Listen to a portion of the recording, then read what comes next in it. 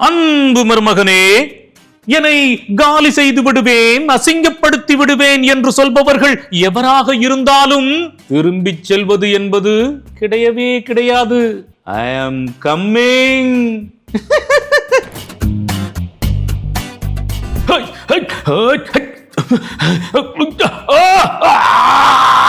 இதெல்லாம் ஒரே ஷாட்லயே நீங்க சொல்லி ஆகணும். அவர் ஃபைட் பண்றாருன்னா, ஒரு ஆங்கில திரைப்படம் தமிழாக்கம் பண்றாங்க. Last 25 minutes only fight effect. எனக்கு அப்படியே தலை சுத்துது, பேச முடியாது.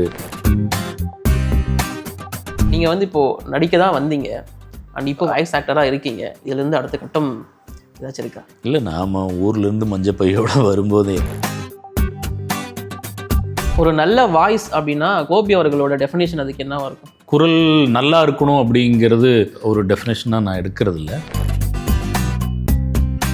உங்களுக்கு என்னதான் வந்து 99% நம்ம திறமைசாலியாக இருந்தாலும் 1% அதிர்ஷ்டம்னு ஒரு விஷயம் இருக்குது. உங்களுக்கு என்னதான் 99% அதிர்ஷ்டம் இருந்தாலும் 1% திறமை அப்படிங்கிறது ஒன்று இருக்குது. இது ஒரு கணக்கு, இது ஒரு சூட்சுமம். இப்போ சமீபத்தில் வந்து ஜெயம் ரவி அவர்களுடைய குரல் எனக்கு ரொம்ப பிடிச்சது. ஏன் அப்படின்னா, அஜித் அப்படின்னாலே மாஸ், அது எல்லாருக்குமே தெரியும். அவர்கிட்ட நீங்கள் யூனிக்காக பார்க்கறது ஏதாச்சும் இருக்கா? இல்லை, அவருக்கு இன்னும் கூட நிறைய ஓப்பனிங்ஸ் இருக்குது. ஆனால் ஒரு நாள் ஃபுல்லாக நீங்கள் சைலண்ட்டாக இருக்கணும்னு சொன்னால் என்ன பண்ணுவீங்க? என்னுடைய பணி ரொம்ப அதிகமாக இருந்ததுன்னா, முன்னாடிலாம் ஃபைட்டுக்கு கூட வாய்ஸை யூஸ் பண்ணியிருப்பாங்க. அது எங்களுக்கு பார்க்கும்போது ரொம்ப ஈஸியான ஒரு வேலையாக தான் இருக்கும். நாங்கள் சும்மா பண்ணிட்டு இருக்கோம். பட் அதில் இருக்கிற கஷ்டம் என்னென்னு? இருக்கிறதுலேயே ரொம்ப கஷ்டமான பணி வந்து ஃபைட் எஃபெக்ட்ஸ். ஓகே. அது நம்மளை வந்து உடல் அளவில் நம்மளை ரொம்பவும் சோதிச்சிரும். நாம் சாதாரணமாக நினைக்கிறோம், ஆனால் அந்த ஃபைட் எஃபெக்ட்ஸ் கொடுக்குறவங்களுடைய நிலைமை வந்து ரொம்ப மோசம்னா, நான் பொருளாதார சூழலில் ரொம்ப மோசம்னு சொல்ல. இன்றைக்கி அவங்க ஓரளவுக்கு பொருளாதார சூழலில் கொஞ்சம் ஏர்ன் பண்ணுறாங்க. ஆனால் அதை தாண்டி உடம்பு வந்து ரொம்ப கெட்டு போயிடும். உங்களுக்கு ஒரு கதாநாயகன் ஃபைட் பண்ணுறாருன்னா அங்கே அத்தனை பேருக்கும் அவர் பின்னால் இருந்து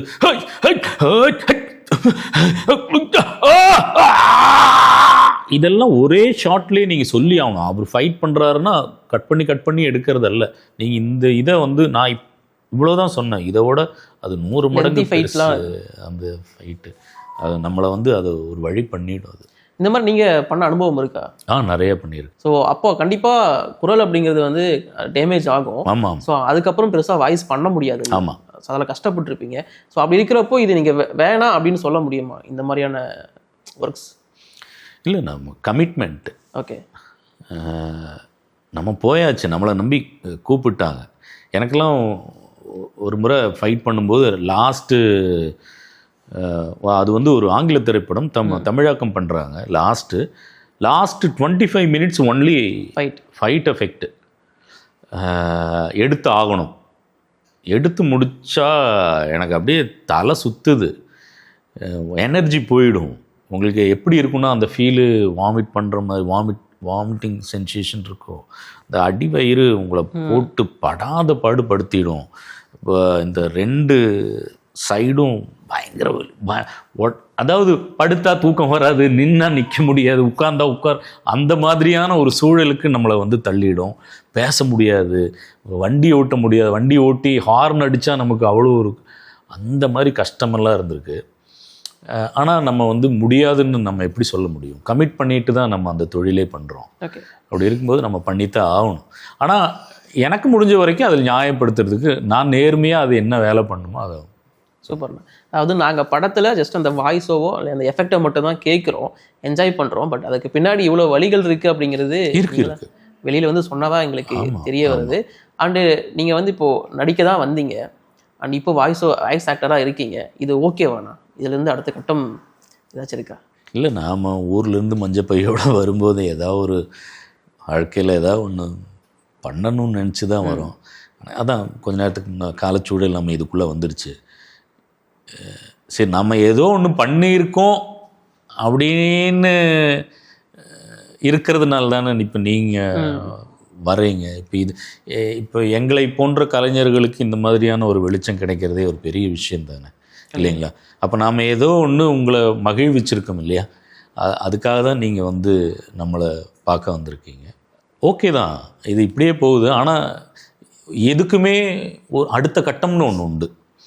என்னை போன்ற ஒரு பின்னணி குரல் கலைஞருக்கு அடுத்த கட்டம்ங்கிறது எதுவாக இருக்கும் அப்படின்னு கேட்டிங்கன்னா, கண்டிப்பாக நடிப்பு, இயக்கம், திரைத்துறை சார்ந்த விஷயங்களாக தான் இருக்கும். ஏன்னா ஏன் இதை நான் கேட்குறேன்னா, நடிக்கிறவங்க நடிக்கிறாங்க திரையில், பட் அதற்கு நீங்கள் டப்பிங் உங்களோட குரல் கொடுக்கும்போது அதை விட அதிகமாக நடிக்க வேண்டியது இருக்கும். ஸோ இன்ஃபேக்ட் அவங்களுக்காச்சும் அந்த சீக்வன்ஸ் வந்து அவங்களுக்கு என்னென்னு தெரியும், அங்கே வந்து அந்த அட்மாஸ்பியரில் இருப்பாங்க. பட் நீங்கள் ஒரு ஸ்டூடியோக்குள்ளே அதுக்காக நடிக்கணும். ஸோ இது உங்களுக்கு கொஞ்சம் ஈஸியாக தான் இருக்கும் நடிப்பு அப்படிங்கிறது. ஸோ அதனால் கேட்குறேன். இல்லை, நம்ம அப்படி சொல்ல முடியாது. எல்லாமே கடினம் தான். நம்ம உட்காந்து பேசுகிறதுக்கு வேணால் ரொம்ப எளிமையாக தெரியல. ஆனால் வெளியே போய் உட்காந்து, அதாவது நடிப்பு அந்த பரந்த வெளியில் அவ்வளோ பேருக்கு முன்னால், இவ்வளோ கேமராவுக்கு முன்னால், இவ்வளோ லைட்டிங்க்கு முன்னால், இவ்வளோ ஆட்களுக்கு முன்னால் நாம் நடிப்புங்கிறது அது வேறு. அதை நம்ம சாதாரணமாக எடை போட்டுற முடியாது. அதே சமயத்தில் பின்னணி குரல் அப்படிங்கிறது அவங்க அந்த பரந்த வெளியில் அவ்வளோ லைட்டில் அவ்வளோ மக்களுக்கு முன்னால் அவங்க பண்ணதை 4 செவத்துக்குள்ளே ஒரு சின்ன ரூம்குள்ளே பண்ணுறதுங்கிறது உண்மையிலேயே கொஞ்சம் கடினமான பணி தான். ஆனால் அதுக்கு தான் நமக்கு சம்பளம் தராங்க. நம்ம அதுக்கு தான் உருவாகி வந்திருக்கோம் இல்லைங்களா? அது ரொம்ப ஈஸி, இது ரொம்ப கடினம் அப்படிங்கிற அந்த கம்பேரிசன் தேவைப்படாதுன்னு நினைக்கிறேன். எல்லாமே கடினமான பணி தான். அரசியல் பணிகளும் நீங்கள் நிறைய பண்ணியிருக்கீங்க வாய்ஸ் ஓவராக பார்க்கும்போது. ஸோ அரசியலுக்கு பண்ணுற வாய்ஸ் ஓவருக்கும் சினிமாவில் பண்ணுற வாய்ஸ் ஓவருக்கும் டிஃப்ரென்ஸ் கண்டிப்பாக உண்டு. சினிமாங்கிறது நம்ம வந்து எப்படி அப்படின்னு கேட்டிங்கன்னா, ஒரு தியேட்டர் அதை வந்து மெருகேற்றுறதுக்கான டெக்னிக்கலான பல விஷயங்களை அதை பயன்படுத்துவாங்க. பட் அரசியல் ரீதியாக பயன்படுத்தும் போது எப்படின்னு கேட்டிங்கன்னா, நாம் எதை வந்து மீன் பண்ணுவோம் அப்படின்னு கேட்டிங்கன்னா, அரசியல் கூட்டங்களுக்கு வரக்கூடிய தொண்டர்கள் வந்து பெரும்பாலும் அந்த தலைவனுடைய மிகப்பெரிய ஒரு பற்றாளனாக வருவார். அவர் எங்கேயோ இருப்பார். அவருடைய தலைவனை வந்து ஒருமையில் கூட பேசுகிறவராக இருப்பார். மிகப்பெரிய ஒரு பற்றாளனாக இருப்பார். இப்போ அவருக்கும் நம்ம ரீச் பண்ணணும் அப்படிங்கிற ஒரு விஷயம் இருக்குது. அதுக்கு பேசுகிறதுக்கும் இதுக்கு பேசுகிறதுக்கும் உள்ளபடியே நிறைய வித்தியாசங்கள் உண்டு. டோனில் ஏதாச்சும் சேஞ்ச் ஆகுமா அதுக்கும் இதுக்கும்?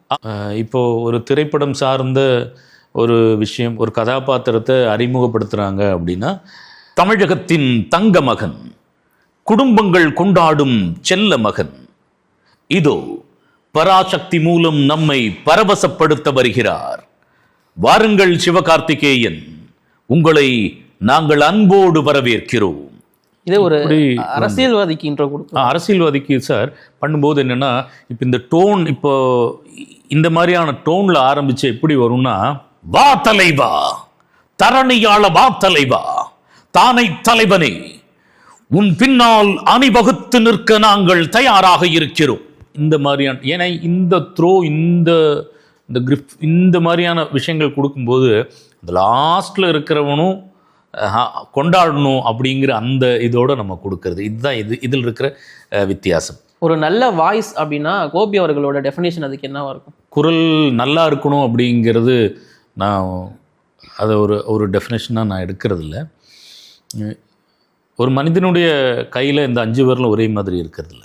அதே மாதிரி நமக்கு எல்லாருமே நம்ம என்ன நினைக்கிறோம்னா, ஒரு கதாநாயகனாக அழகாக இருக்கணும், அதே மாதிரி குரல்னால் நல்லா இருக்கணும் அப்படின்னு நம்ம நினைக்கிறோம். ஆனால் அது இல்லை. நாம் எப்படி பேசுகிறோங்கிறதுல தான் அடங்கி இருக்குது.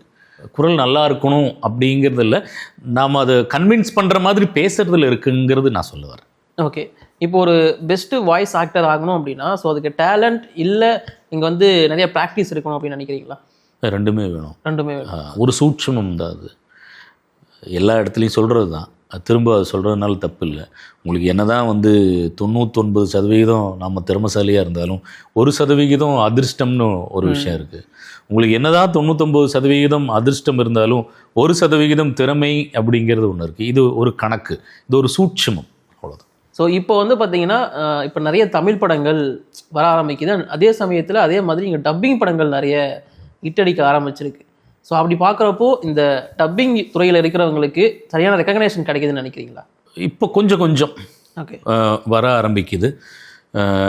ஏன்னா இன்றைக்கி இருக்கிற அந்த மார்க்கெட் வேல்யூ, அது போக இந்த மீடியாவோட எலாபரேஷன்,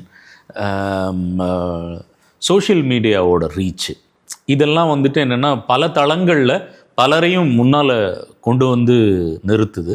அதில் எங்களை போன்றவரும் முன்னால் வர்றதுக்கான வாய்ப்புகள் சமீப காலத்தில் கொஞ்சம் நல்லா இருக்கு. உங்களோட வாய்ஸ் இல்லாமல் எனக்கு இந்த வாய்ஸ் ரொம்ப பிடிக்கும் அப்படின்னா அது யாரோட வாய்ஸ் சொல்லுவீங்க? எனக்கு வந்து இப்போ சமீபத்தில் வந்து ஜெயம் ரவி அவர்களுடைய குரல் எனக்கு ரொம்ப பிடிச்சது.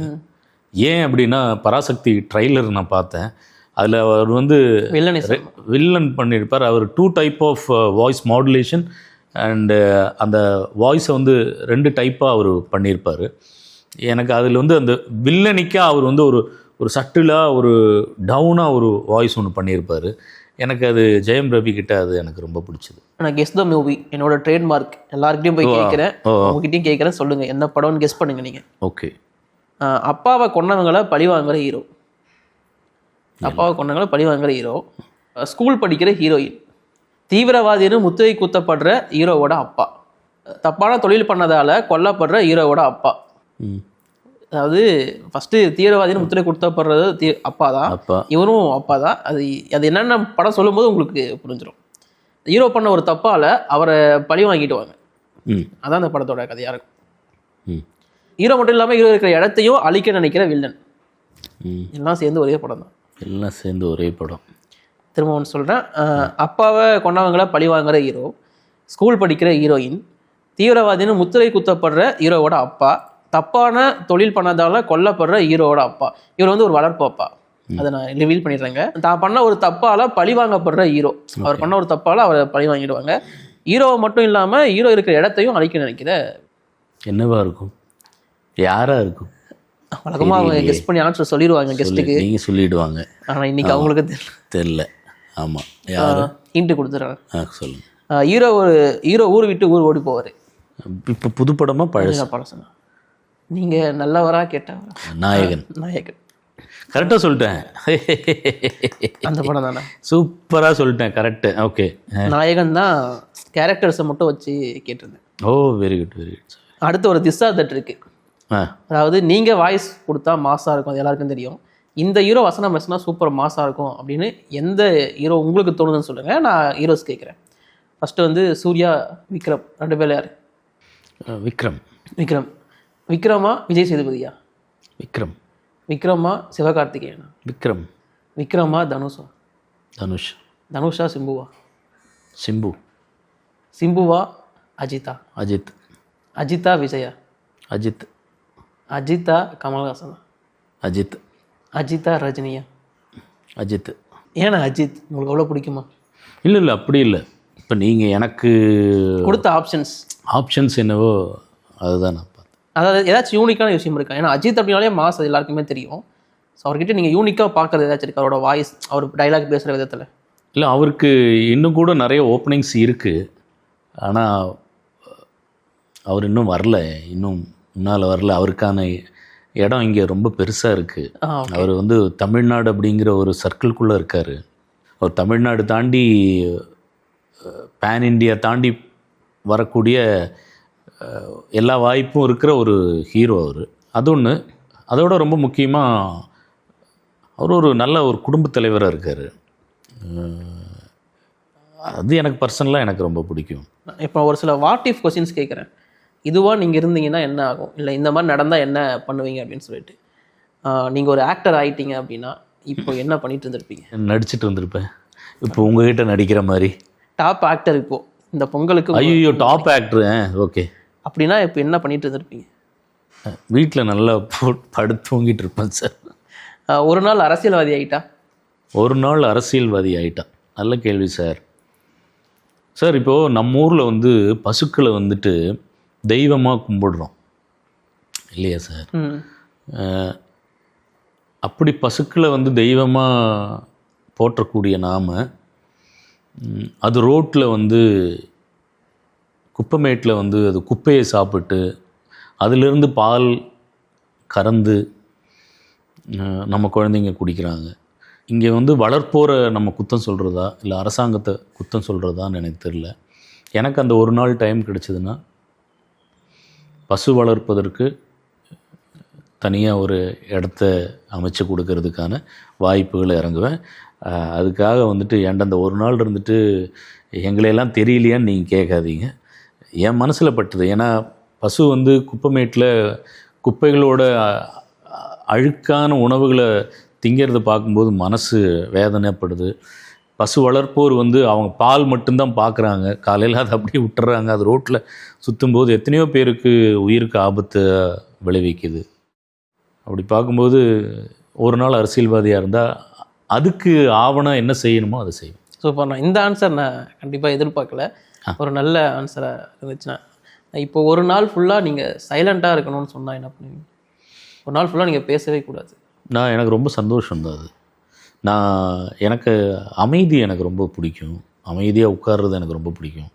யார்கிட்டையும் பேசாமல் அப்படியே உட்காருது. ஜென்ரலாக வந்துட்டு என்னுடைய பணி ரொம்ப அதிகமாக இருந்ததுன்னா ஜென்ரலாகவே நான் பேச மாட்டேன், அமைதியாக இருந்துருவேன்.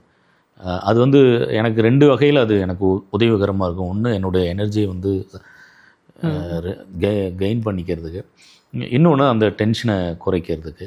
எப்படி இருந்தாலும் கொஞ்சம் பேசியாச்சுன்னா கொஞ்சம் நேரத்தில் டென்ஷன் ஆகிடும், உடம்பு ரொம்ப ரத்தம் சூடாகிடும். அதை குறைக்கிறதுக்கு அமைதியாக இருக்கிறது. பொதுவாகவே எனக்கு அமைதியாக இருக்கிறது ரொம்ப பிடிக்கும், பேசாமல் இருக்கிறது ரொம்ப பிடிக்கும். அதனால் ஆனால் இந்த வாட் இஃப்லேயே ஒரு சின்ன டாஸ்க் உங்களுக்காக. என்ன அப்படின்னா, நான் ஒரு டைலாக் சொல்கிறேன். அந்த டைலாகை வந்து உங்களோட கேரக்டர்ஸ் பேசியிருந்தால் எப்படி இருக்கும் அப்படின்னு நீங்கள் சொல்லணும். Okay sir. டைலாக் வந்து என்னென்னா, இப்போ ஜனநாயகன் ட்ரெய்லரில் வந்த டைலாக் தானே. உன்னை காலி பண்ணிவிடுவேன், அசிங்கப்படுத்திடுவேன்னு சொல்கிற எவனாக இருந்தாலும் சரி, திரும்பி போகிற ஐடியாவே இல்லை, ஐ எம் கம்மிங். இதுதான் டைலாக். அப்படியே உங்களோட டோனில் அண்ட் உங்களோட கேரக்டர்ஸ், நீங்கள் பேசுகிற கேரக்டர்ஸ் பேசியிருந்தால் எப்படி இருக்கும்? ஃபஸ்ட்டு நம்ம நார்மலாக ஒன்று பேசி பார்ப்போம். என்னை காலி பண்ணிவிடுவேன், அசிங்கப்படுத்திடுவேன்னு சொல்கிறவன் எவனாக இருந்தாலும் சரி, திரும்பி போகிற ஐடியாவே இல்லை, ஐ எம் கம்மிங். ஒன்று சொல்லலாம். என்னை காலி பண்ணிவிடுவேன், அசிங்கப்படுத்திடுவேன்னு சொல்கிறவன் எவனாக இருந்தாலும் சரி, திரும்பி போகிற ஐடியாவே இல்லை, ஐ எம் கம்மிங். இப்படி ஒன்று சொல்லலாம். என்னை காலி பண்ணிவிடுவேன், அசிங்கப்படுத்திடுவேன்னு சொல்கிறவன் எவனாக இருந்தாலும் சரி, திரும்பி போகிற ஐடியாவே இல்லை, ஐ எம் கம்மிங். இப்படி ஒன்று சொல்லலாம். அப்புறம் எல்லாருக்கும் பிடித்த நம்ம இவர் சகுனி, அவர் சகுனி மாமா பேசினார்னா எப்படி இருக்குன்னு சொல்லலாம். அன்பு மருமகனே, அன்பு மருமகனே, என்னை காலி செய்து விடுவேன், அசிங்கப்படுத்தி விடுவேன் என்று சொல்பவர்கள் எவராக இருந்தாலும் திரும்பிச் செல்வது என்பது கிடையவே கிடையாது. ஐ ஆம் கம்மிங். சகுனிக்காக எழுதின டைலாக் மாதிரி தான் இருக்கு, தெரியல. அப்புறம் நம்ம இவர் பேர் கிரில்ஸ் அவரு பேசினாருன்னா, நான் பேர் கிரில்ஸ் பிரிட்டிஷ் ராணுவ படையில் பணிபுரிந்திருக்கிறேன். என்னை காலி செய்து விடுவேன், அசிங்கப்படுத்தி விடுவேன் என்று சொல்பவர்கள் யாராக இருந்தாலும் சரி, நான் திரும்பி செல்ல மாட்டேன். ஏனென்றால் எனக்கு புரோட்டீன் தேவை. ஐ ஆம் கம்மிங். இப்படி சில விஷயங்கள் நான் விட்டா அவங்களை பேச வச்சு கேட்டுகிட்டே இருந்துருவாங்க உட்காந்துட்டு. ஆனால் இவங்க எல்லாருக்கும் இப்போது டைம் ஆகுது அப்படிங்கிறதுனால தான். அண்ட் ஸ்டூடியோ டூர் அப்படிங்கிறது நம்ம இப்போ ஒன்று பார்த்துருந்தோம்னா, இது வரைக்கும் நிறைய பேர் கேட்டிருப்பாங்க, பட் எங்களுக்கு எக்ஸ்க்ளூசிவாக கொடுத்துருக்கீங்க. ஸோ இதை விட எனக்கு இந்த ஸ்டூடியோ வந்து இந்த மாதிரி செட் பண்ணணும் அப்படிங்கிற ஏதாச்சும் ஆசை இருக்கா உங்களுக்கு? இல்லை, எனக்கு அந்த மாதிரி பெரிய ஆசைகள்லாம் எனக்கு எதுவும் கிடையாது ஸ்டூடியோ செட் பண்ண. எனக்கு இந்த இப்போ நம்ம பார்த்த அந்த ஸ்டூடியோவே என்னை பொறுத்த வரைக்கும் பெரிய சொர்க்கமாக தான் நான் நினைக்கிறேன். ஏன்னா பெருசாக பண்ணணும் அப்படி, ஏன்னா இதோட ரொம்பவும் எளிமையாக இருந்த ஒரு ஸ்டூடியோ தான் செட்டப் தான் நான் வச்சுருந்தேன். அதனால் எனக்கு இது ஒரு பெரிய சொர்க்கம் தான். தேங்க்யூ. நிறைய விஷயங்கள் ஷேர் பண்ணீங்க. Cloud7 சினிமாவுக்கு ரொம்ப நன்றி. அதோட ரொம்ப முக்கியமாக எனக்காக நீங்கள் வந்து ஒரு சூப்பரான ஒரு ஏவி எனக்கு எழுதி கொடுத்தீங்க. Thank you so much. அதை நீங்கள் பேசி கொடுத்ததுக்கு பெரிய தேங்க்யூ. இல்லை, அது எனக்கு கிடைக்கும்போது தான் நான் சந்தோஷப்பட முடியும். ரொம்ப நன்றி. Cloud7க்கு ரொம்ப ரொம்ப நன்றி. இந்த மாதிரி ஒரு நல்ல ஒரு வாய்ப்பை எனக்கு ஏற்படுத்தி கொடுத்தீங்க. என்னை போன்ற ஒரு கடைநிலை கலைஞனாக தான் நான் என்ன உணர்கிறேன். இந்த மாதிரி ஒரு வாய்ப்பை கொடுத்ததுக்கு Cloud7 சினிமாவுக்கு ரொம்ப நன்றி.